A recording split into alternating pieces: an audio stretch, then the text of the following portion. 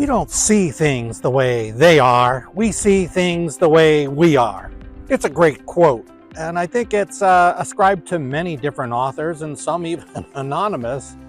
But what it talks about is our perceptions. What we see in this life has more to do with what's going on in our own life than what's actually what we're seeing. Now, God has something to say about what He wants us to see. And He says in Philippians chapter 4, verse 8, whatever is good, whatever is true, whatever is noble, whatever is trustworthy, if anything is excellent or praiseworthy, think about such things. Focus on those good things. Now, this is not to say that there are negative things out there, even threatening things, and even things that are bad that we need to deal with. We do.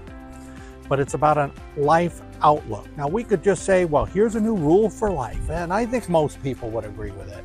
But God goes further than that. What He does for us with His grace in Jesus Christ is He brings us that grace, that mercy, that forgiveness that flows into our own lives. That creates in us a new heart, a clean heart.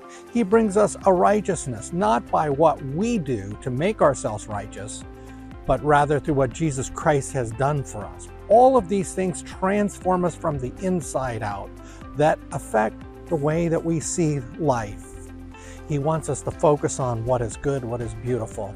He wants us to live a good life. I hope this video has been helpful for you, but in any case, as we say, Salam Allah La paz de Dios en tu viaje. God's peace be with you on your journey.